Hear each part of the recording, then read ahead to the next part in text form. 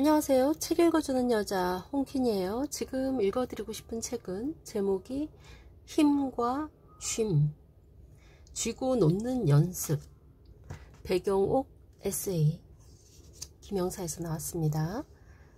이 책은 공감 가는 글이 참 많았는데요. 제가 그 중에 조금만 읽어드릴게요. 잘 한번 들어봐 주세요. 사람마다 선호하는 휴식법은 다르다. 내 경우 아직까지 아무것도 하지 않는 건 머릿속이 되레 복잡해져서 몸을 움직여 같은 동작을 반복하는 휴식을 선호한다. 세네카나 아우렐리우스처럼 스토아 학파의 고전을 펜으로 필사하거나 노랫말 없는 재즈를 들으며 컬러링북에 색칠하는 시기다.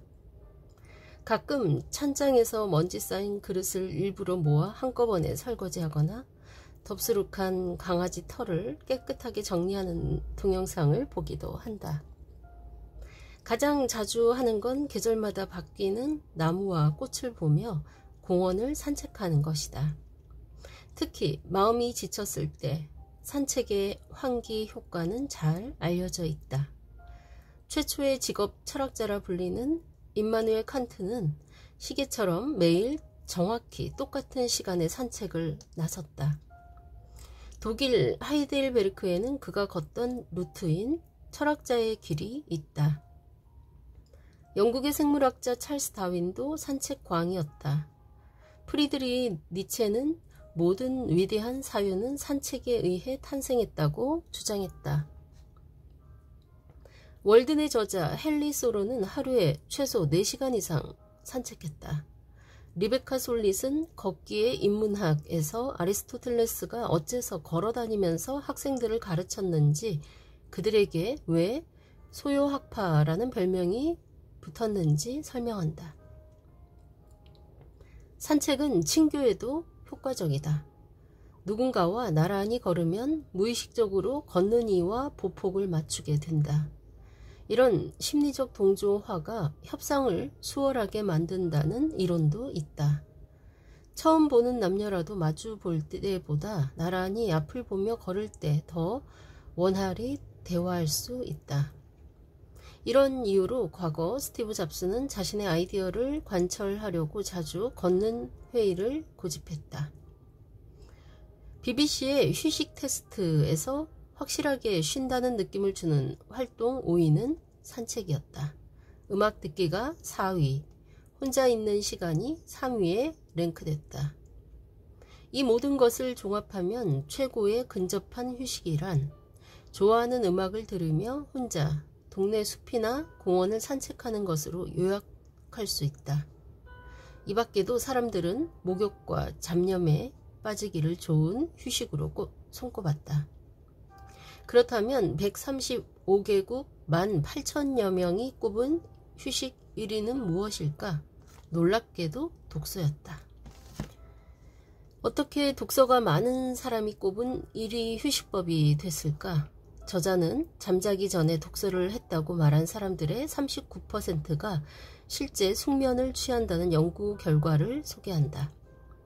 독서 후 책을 내려놓으면 활성화 수준이 떨어지고 이것이 잠에 빠져드는데 큰 도움이 된다. 따스한 목욕을 하면 심부 체온이 1도가량 떨어지면서 쉽게 잠드는 것과 같은 이치다. 독서는 수면 위생을 강조하는 수면 전문가들이 추천하는 최고의 방법이다. 여기서 수면 위생에 대한 보조 설명은요, 침대나 베개를 깨끗하게 하라는 의미가 아니라 전화나 텔레비전을 끄거나 침실 온도를 20도 이하로 낮추는 등 수면을 위한 좋은 환경을 말합니다. 누구나 책 읽는 속도를 마음대로 조절할 수 있다는 것도 독서가 휴식이 되는 중요한 이유다. 특히 사람들은 책을 읽으며 딴 생각을 많이 한다.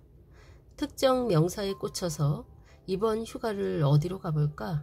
뜬금없는 계획을 세우기도 하고, 연애를 묘사한 장면에선 미래의 내 연인이 어떤 모습일지 상상에 빠져들기도 한다. 심지어 이런 온갖 생각에 몇십 분 동안 같은 페이지만 반복해서 읽는 경우도 허다하다. 이것이 독서가 정신의 여행이 되는 이유다.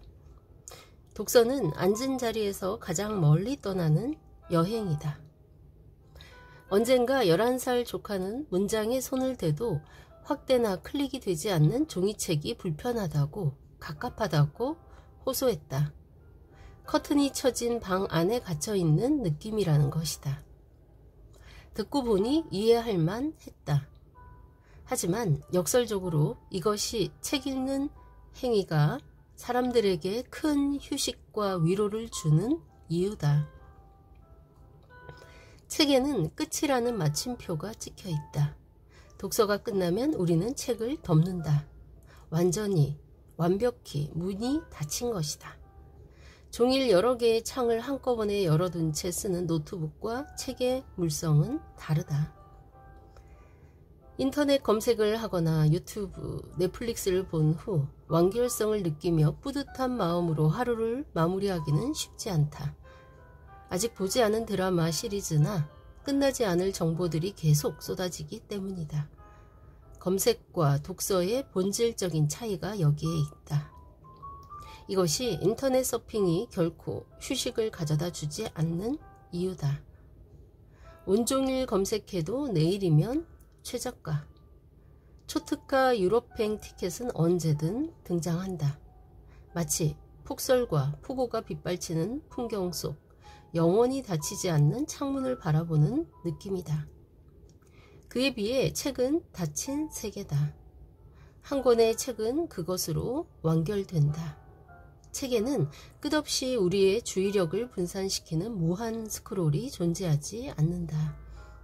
모든 것이 열려있는 가능성의 세계에서 문이 닫히는 엔딩은 엄청난 심리적 보상일 수밖에 없다. 우리는 왜 책을 읽거나 멍하니 하늘을 보거나 그림이나 영화를 볼 때 일이 아니라 휴식을 한다고 느낄까? 정신건강의학과 전문의 윤대현 교수의 말이 떠오른다. 우리 마음이 휴식을 위해 할 수 있는 중요한 일 중 하나가 투사, 즉 프로젝션이다. 투사는 나를 내 마음에서 분리해 다른 곳으로 쏘는 행위다. 책을 볼 때 우리는 책 속 등장인물의 극한 상황과 비극에 몰입하며 나만 힘든 건 아니라는 걸 느낀다. 한 발짝 물러난 거리에서 자신의 상황을 바라보기 때문에 시간적 여유를 갖게 된다. 그것만으로도 소진된 마음은 충전되기 시작한다. 이런 투사 효과는 글쓰기를 할 때 더 선명하게 드러난다. 나는 마음이 힘들거나 이유 없이 불안할 때 종종 1인칭 주인공 시점인 나가 아닌 그녀 혹은 배경옥 씨로 시작하는 3인칭 관찰자 시점의 일기를 쓴다. 그리고 아직까지 이 방법보다 내 분노나 두려움을 즉각적으로 가라앉히는 데 도움을 주는 방법을 찾지 못했다. 이런 반강제적이고 즉각적 시점 전환은 이전에는 발견하지 못한 높이와 깊이를 만든다.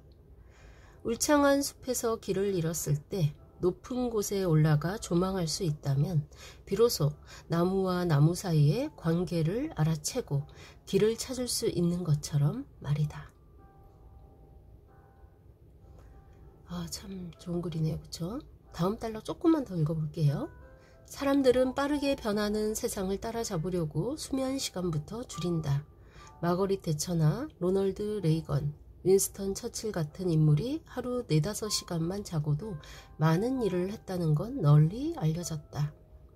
이들 모두가 낮잠러의 시간 관리의 달인이었지만 말년에 모두 치매에 걸렸다는 건 우연이 아니다. 네, 수면 부족에 관련된 글까지 조금 읽어드렸는데요. 이후에도 좋은 글들이 너무 많고 공감할 글들이 아마 많으실 텐데요. 이 책 힘과 쉼 꼭 한번 읽어보시기를 추천하는 바입니다. 독서에 관한, 휴식에 관한 글 많이들 공감하셨죠? 이 유튜브 듣는 분들 독서를 휴식으로 취하는 분들 많으시기 때문에 아마 많이 공감할 것 같아서 제가 읽어드렸습니다.